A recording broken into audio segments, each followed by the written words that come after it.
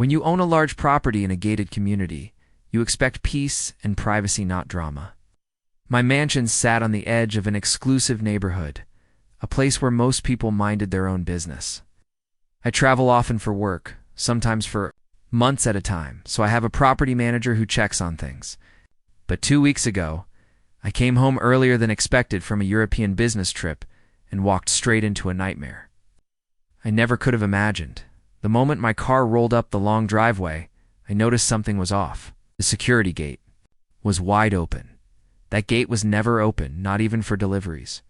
My landscaper had strict instructions to keep it shut. Then I saw a strange SUV parked right in front of the garage. It wasn't my property manager's car.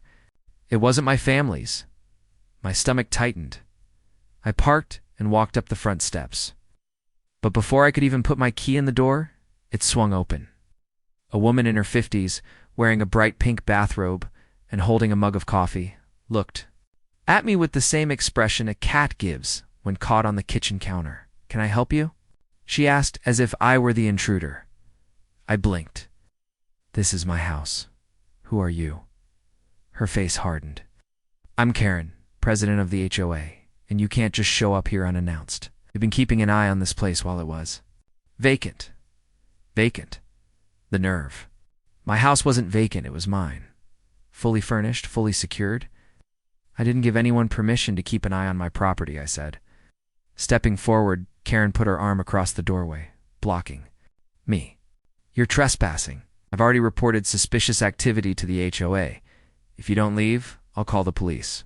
I laughed in disbelief. "Lady, I am the owner. Step aside."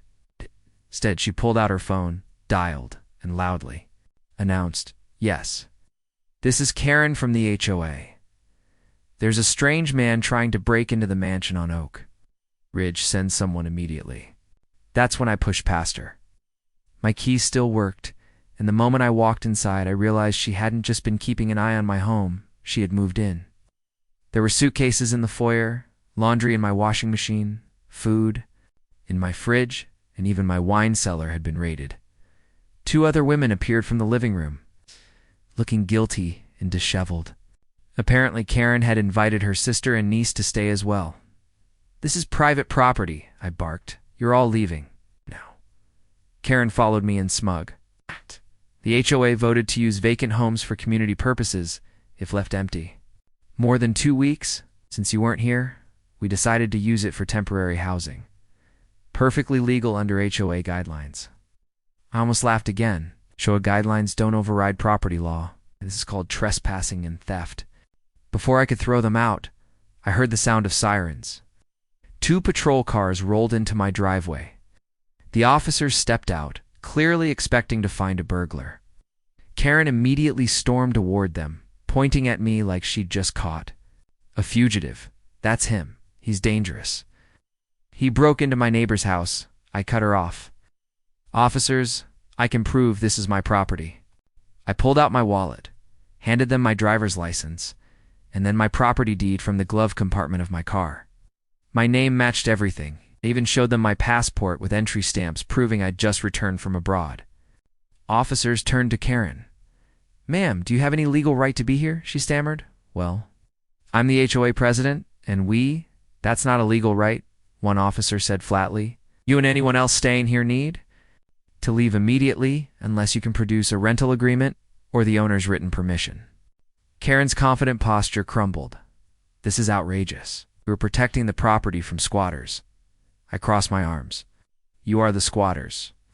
The officers gave her a choice: leave peacefully or be arrested. She chose to leave, but not before hurling a parting shot. "This isn't over. The HOA will take action against you."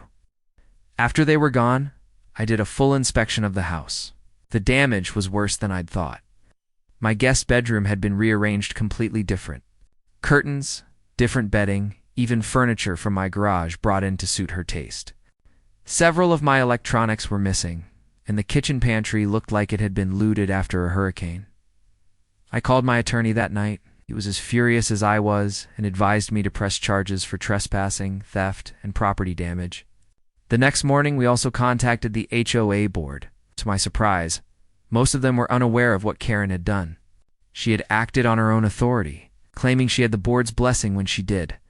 Within a week, Karen was voted out as HOA president, but that wasn't enough for me.